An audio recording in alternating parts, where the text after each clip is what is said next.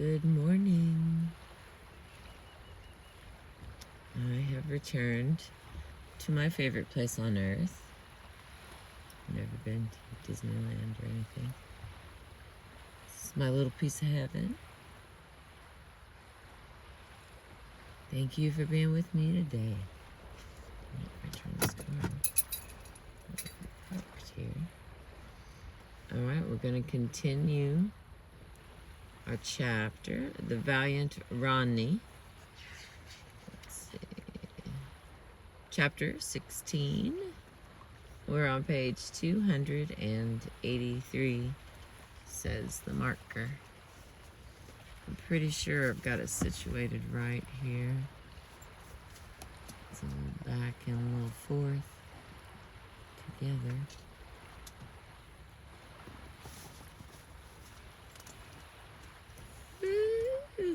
It's so pretty. It's so pretty. Little baby dog is here. Punkanity is here. Alright, let's see, where were we? I think I'm going to go back a couple of paragraphs and then move forward.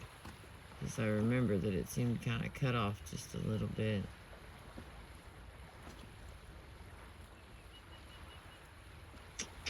How far back do I want to go? Or do I even want to go back? I don't know. Alright, at least I might get this little part here. Alright, we're going to go to the bottom of 282. And then we'll move forward. Choo-choo. In keeping with its reputation for pro-British tranquility, Jhansi was not in the forefront of the rebellion. As late as 18th May, following the first weeks of disruption elsewhere, Captain Skinny, the political and administrative officer of Jhansi, was able to write, "I do not think there is any cause for alarm about this neighborhood." It was not until 4th of June that some of the garrison at Jhansi, drawn from the 12th Bengal Native Infantry and the 14th Irregular Cavalry, and commanded by a Captain Gordon, actually mutinied. Under a rebel sergeant, Gurbash Singh, they invaded the Star Fort. I was mistaken about taking my glasses off. Okay, they invaded the Star Fort.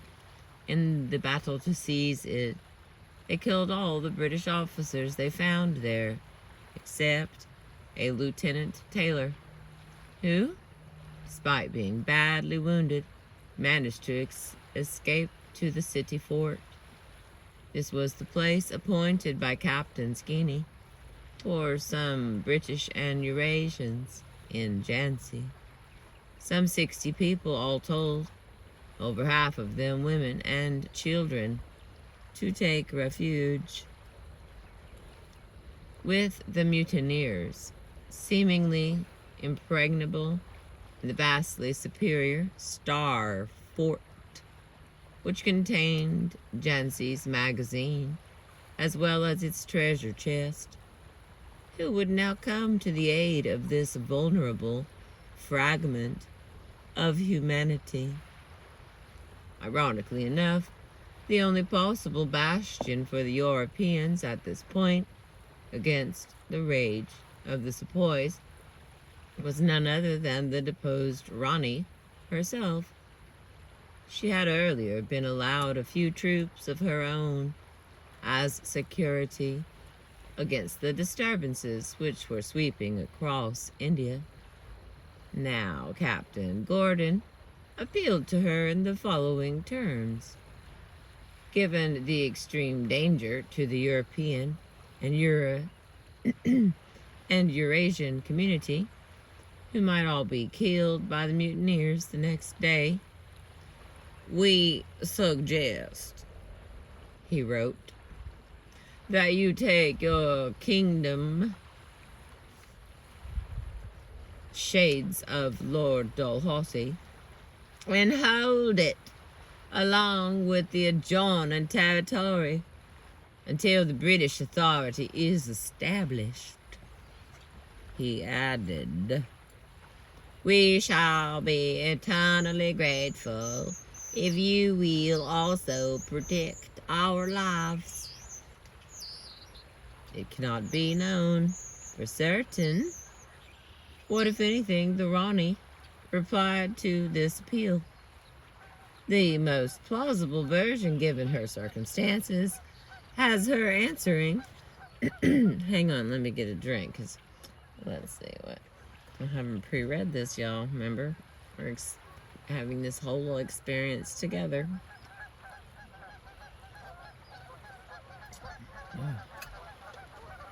Oh. We got us some honkers up in here.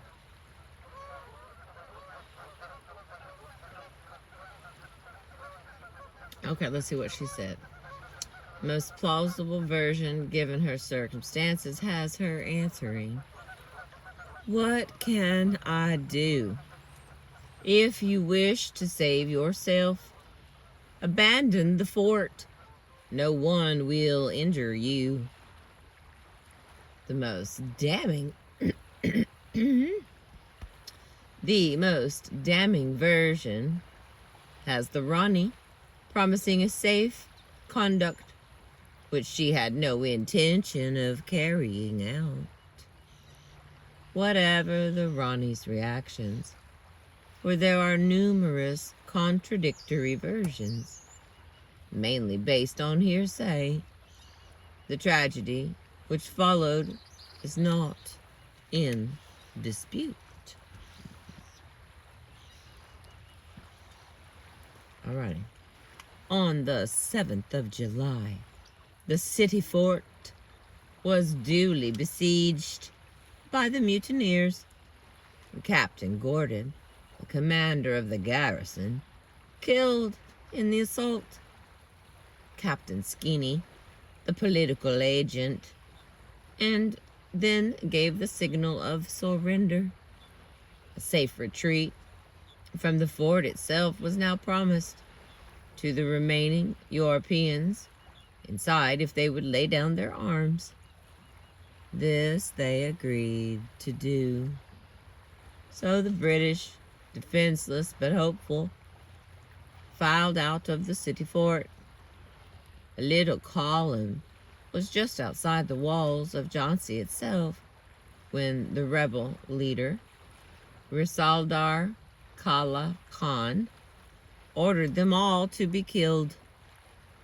One of the Europeans, still surviving in Jhansi, who had not gone to the fort, was a Mrs. Mutlow, who, by her own account, was concealed by her Indian ayah in the native quarter, and by another account was able to adopt Indian dress successfully, since she was herself a Eurasian. Although her husband and brother went to the fort and they were killed. We shall return to the testimony of Mistress Mutlow, but for the moment it is enough to say that a frightful massacre had just been carried out by the rebel sepoys. The victims were mainly civilians, and the majority of them, of course, women and children. It is inconceivable that the RANI encouraged this piece of wanton mayhem, leaving aside her actions at a later stage. The RANI, in these first days of mutiny at Jhansi, rightly considered the sepoys to be a frightening force outside her own control, and indeed outside anyone else's. It may well be that she did give the rebels money, 35,000 rupees, as well as 2 elephants and 5 horses. She probably had little choice. According to one report, the rebels threatened to execute her if she did not comply. The charge of aiding the sepoys in this manner was made against the Rani by Mr. Thornton, the deputy collector of Jhansi. And on the 18th of August, and it does have a ring of truth, but in the wake of the bloodbath, Thornton went further and added the post-Bach Proctor Bach remark that the slaughter had taken place wholly at the instigation of the Rani of Jhansi. It was this statement incorporated in the official British report of 20th of November 1858, which was to prove damaging to the Rani's reputation in the estimates of British historians, some of whom further embellished Thornton's statement to make the Rani responsible for the original mutiny of the 5th-6th of June, which Thornton had not even suggested.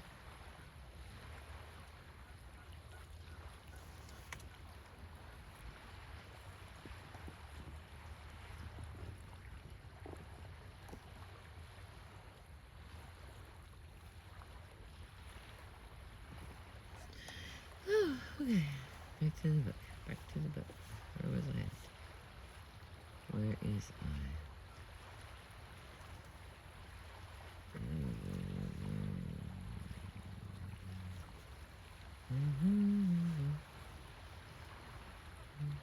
There it is. An important part of this myth of the Rani's responsibility for the Jhansi massacre was the treachery she was said to have displayed in that false promise of a safe conduct. But the existence of this safe conduct rests either on hearsay or on the testimony of Mrs. Mutlow, as has been pointed out by Dr. Surendra Nath Sen, who sifted through the mass of evidence in the National Archives of India for his authoritative centenary study, 1857. The document, which Mrs. Mutlow is supposed to have seen, written in the first person and signed by the Rani personally, is quite implausible. Good morning, words. Although Mrs. Mutlow would not have known this, the Rani, as an Indian ruler, would never write in the first person, and in any case invariably signed her official documents with a seal. Another colorful piece of the myth had the Rani exclaiming that she would have nothing to do with those swine, the British, when Captain Skinny implored her protection. But as the nameless clerk who provided the evidence obviously did not know, the Rani's language was Marathi, not English, and in Marathi, the word swine was not one of abuse.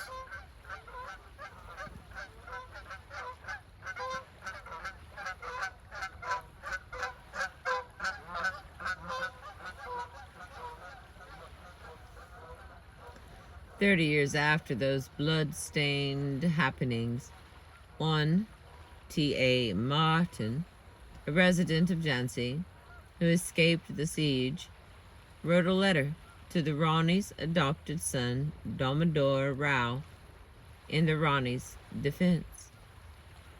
Your poor mother was very unjustly and cruelly dealt with, and no one knows her true case as I do.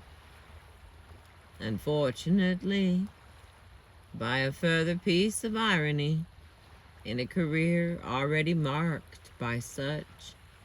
It was the RANI's alleged implication in the massacre, her guilt in the eyes of the British authorities, which finally persuaded her many months later that she had nothing to lose by siding against the British.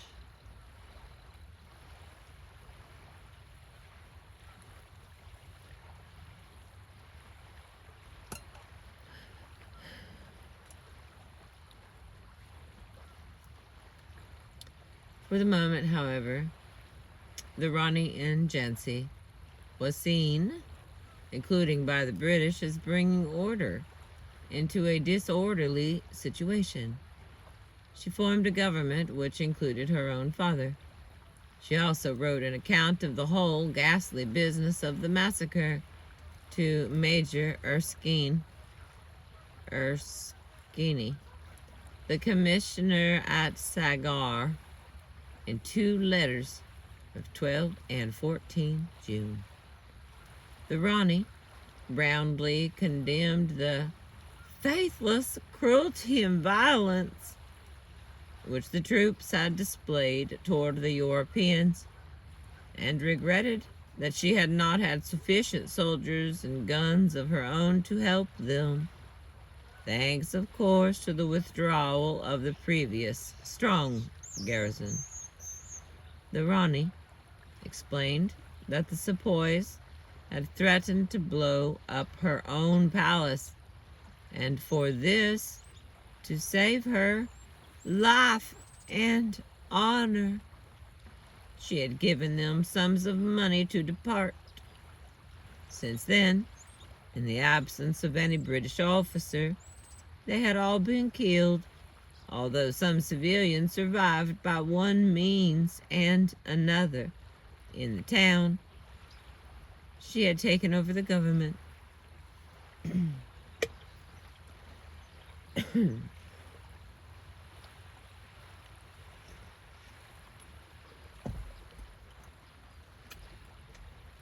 Okay.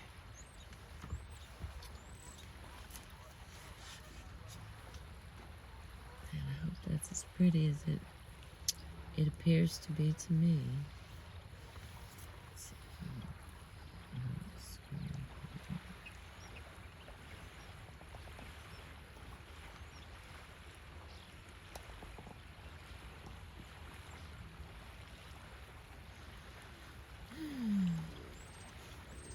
Alright.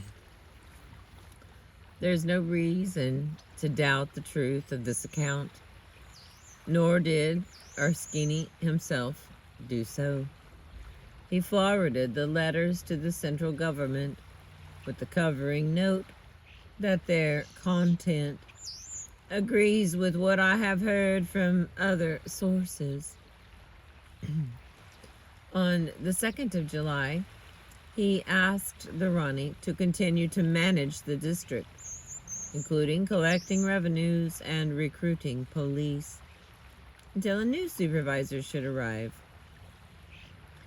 For a few halcyon months, interrupted only by certain successful military campaigns against the neighboring states, in which all parties claimed to be supporting the British in paying off old scores. The RANI was able at last to enjoy what she had so long desired, the rulership of my Jhansi. Her court was conducted with traditional splendor and dignity. The RANI herself would be seated behind a curtain on a raised seat.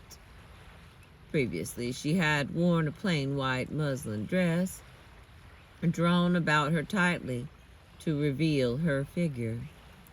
And a remarkably fine figure she had, commented her lawyer John Lang. Now, somewhat stouter, but not too stout. She adopted a costume which symbolically combined the elements of a warrior with those of a queen.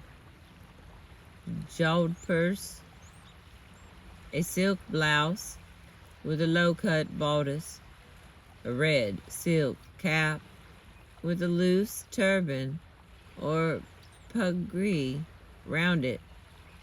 She wore diamond bangles and large diamond rings on her small hands, but a short, bejeweled sword and 2 silver pistols were stuck into her cummerbund. A woman of about middle size. The Rani must have been quite beautiful when she was younger, thought Lang. She was at this point around 30. Even now, her particularly fine, expressive eyes and a nose, very delicately shaped, gave her countenance many charms. Lang added, what spoiled her was her voice. Excuse me, Lord. This was later described as somewhere between a whine and a croak. And that is whine. Now, I know I slipped a little D in there, but that was an accident. Let me try that again. This was later described as somewhere between a whine and a croak. But then it has been noted, warrior queens have always had trouble with their voices, either from their enemies or from those of another race.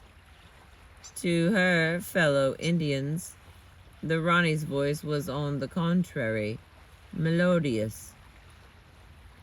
Other estimates described the Rani, without qualification, as a very handsome woman, although her complexion, not very fair, but far from black, according to Lang, had been marred by smallpox.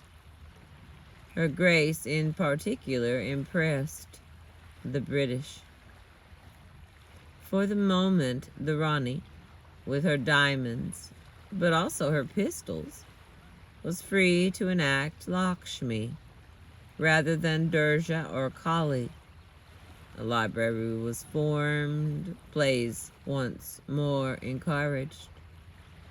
But either from natural inclination, since her tomboy childhood, or from prescience. I know that's not right. You're welcome. She also studied the martial arts. Her daily round included shooting at a target with a rifle and a pistol, and of course, riding. Lady Canning heard later that her riding was wonderful. In an interesting link with history, one Tarab Ali, who was then in Jhansi and who died in 1943, aged 113 years, survived long enough to tell tales of his youth when he had watched the Rani practicing the art of managing her horse with the reins in her teeth and 2 swords in her hands. There was, however, a cloud on the Rani's horizon, as there had once been on the horizon of the British in India. As the latter gradually pressed back the rebels into submission, recapturing Delhi and Oude, still no official proclamation had come to Jhansi, confirming that the Rani had been put in charge of the district in July. The arrival of Sir Robert Hamilton from England to resume his work as political agent for Central India prompted the Rani to write to him on 1 January 1858, giving once again her side of the story. This was a nervous communication. The Rani was well aware that the recapture of Delhi and Oudu meant that Jhansi would not be tolerated much longer as a kind of unofficial rebel state. Or was it? She was anxious to make it clear that it was not. On the other hand, she was equally anxious to maintain her own position of power.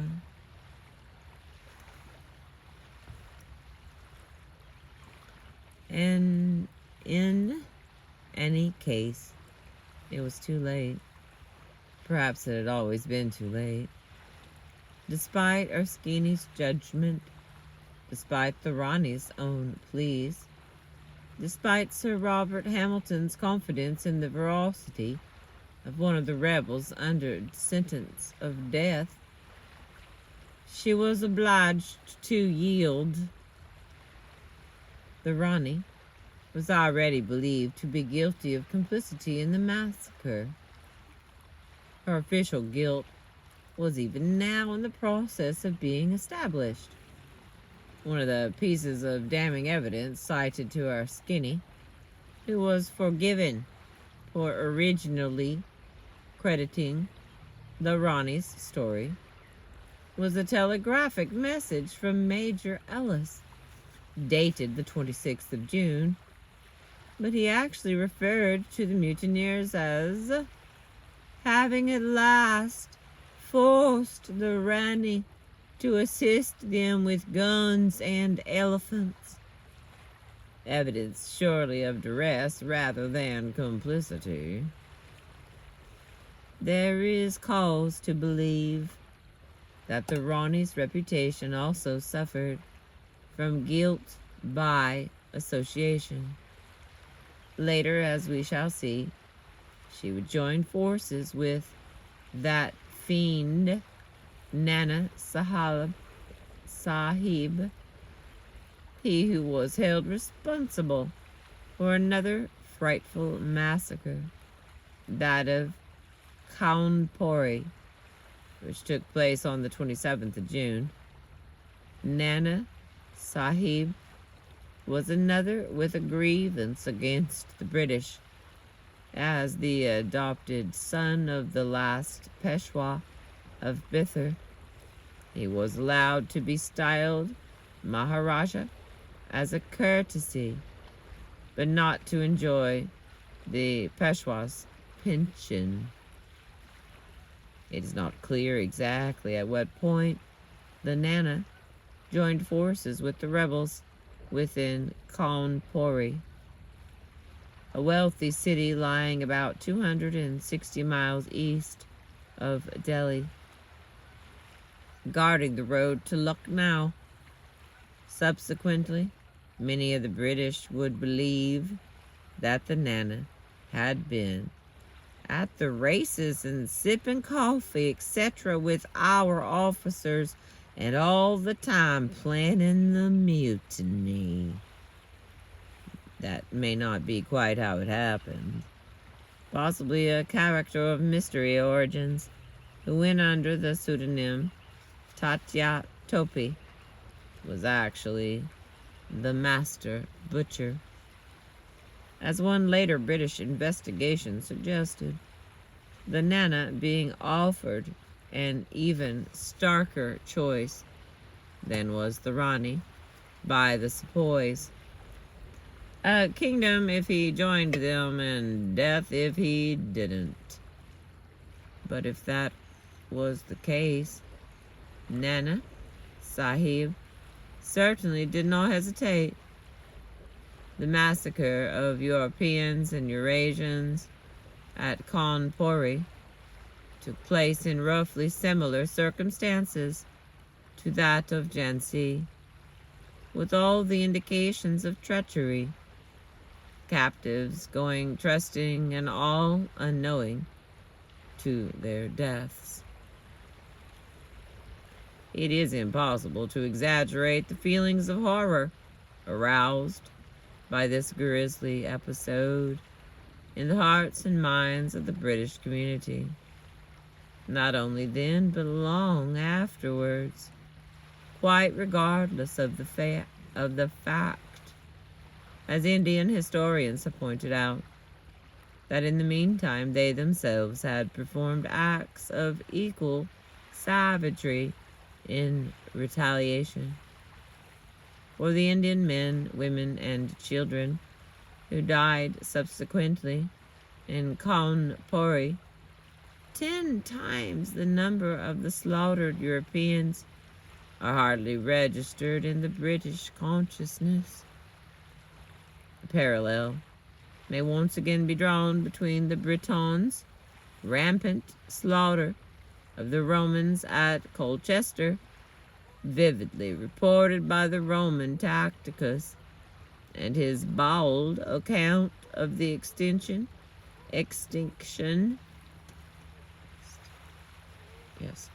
of the Britons, including the women folk, at the final battle. Many years later, the British Field Marshal Lord Roberts described his feelings as a young soldier on returning to Cawnpore in the autumn of 1857. As ever, the small things were the most poignant. Hang on, there's some quotes here. Lots of them.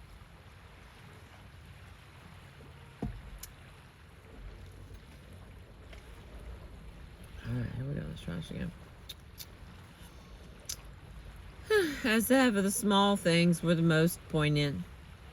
Tresses of hair, pieces of ladies' dresses, books crumpled and torn, bits of work and scraps of music, just as they had been left that fatal morning.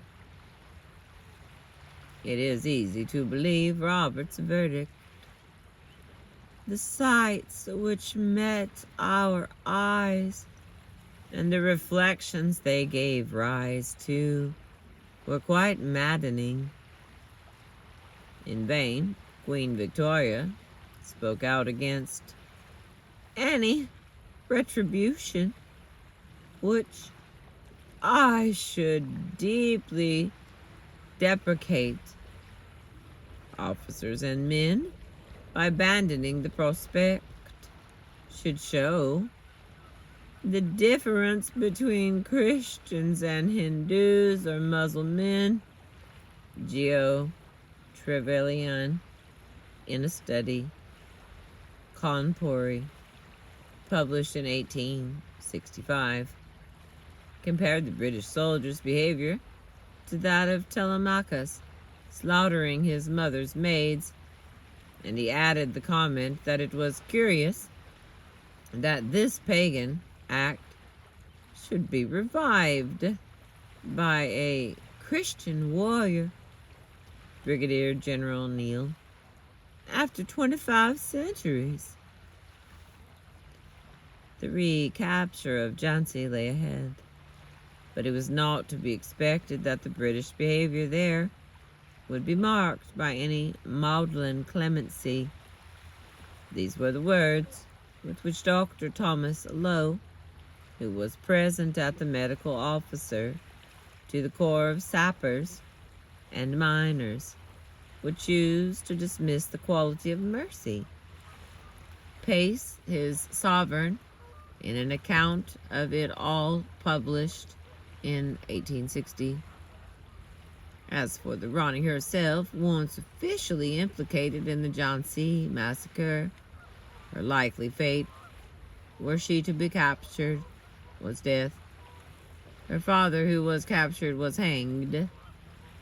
To Lowe, as to many others not imbued with the spirit of Queen Victoria, the RANI had become the Jezebel of India, the young, energetic, proud, unbending, uncompromising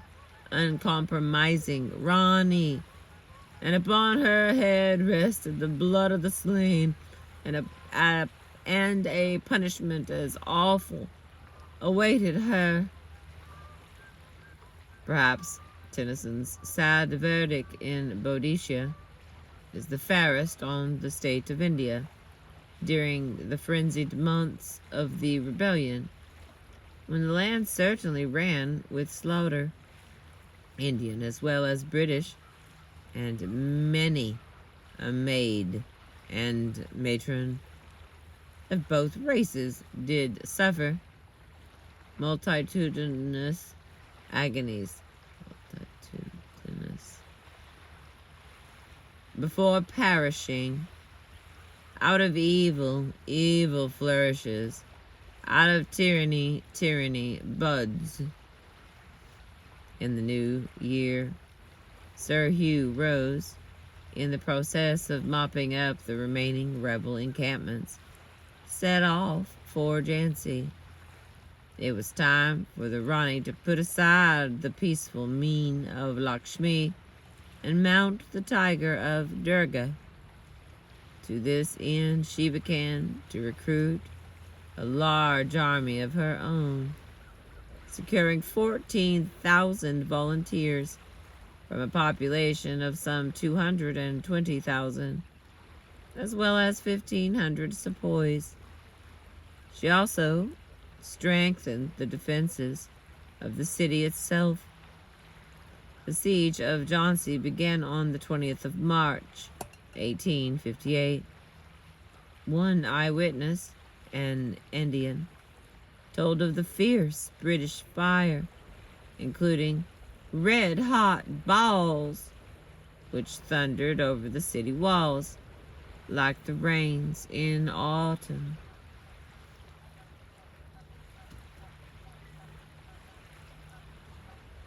An attempt by Tatya Topi to relieve Jhansi from Kalpi ended in a disastrous defeat at the Betwa River, with many Indian casualties, or as Thomas Lowe put it, a bloody day, for not a man of the enemy asked for quarter or received it. Jhansi, it seemed, stood alone, with Rose determined not to allow the rebels to escape, as had happened at certain other fortresses en route.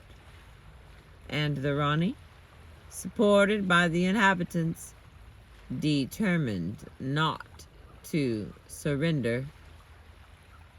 On the British side, the energetic quality of the defense, Indian soldiers scurrying about with more vigor than they had ever been seen to display under British orders, was especially noted.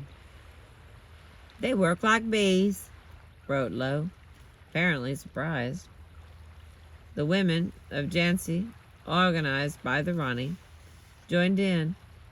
They were seen by the British working the batteries, carrying ammunition and otherwise bringing food and water to the soldiers.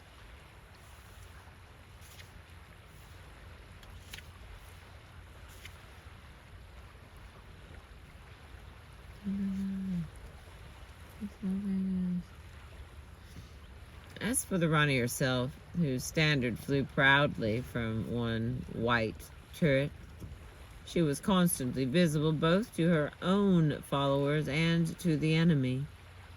To the one she was a source of encouragement, to the other not entirely a source of abhorrence for all the mutterings of Jezebel. For already the strange double standard, which could sometimes protect a warrior queen where it would not protect her male counterpart, was in operation. There was wonderment and even admiration there too. It is said that one of the bombardiers told Rose that he had covered the queen and her ladies with his gun. He asked permission to fire. To this, Rose chivalrously replied that he did not approve of that kind of warfare. Yet, this was a woman who, it is suggested, would have been executed if she had been captured. There is certainly, from this point on, a dichotomy between the reactions of the soldiers who fought against her, who in some admired her for her pluck, a perfect Amazon in bravery, just the sort of daredevil woman soldiers admire, as the historical records of the 14th Light Dragoons described her, and those who preferred to write about her in the vivid terms of the veracity syndrome, recalling those charges of sexual license which Semiramis, Cleopatra, and other warrior queens in the past had incurred. Both these types of judgment were, of course, directly inspired by her sex, and for better or for worse would not have been applied to a man. After Sir John Kay summarily dismissed the tradition of the RANI's intemperance, as he phrased it, as a myth based on contemporary prejudice, it is true that the tales of the hot-blooded Indian, avid to lay his fingers upon Anglo-Saxon womanhood, widely embellish the true horrors of the mutiny with further, not quite unspeakable and untrue details.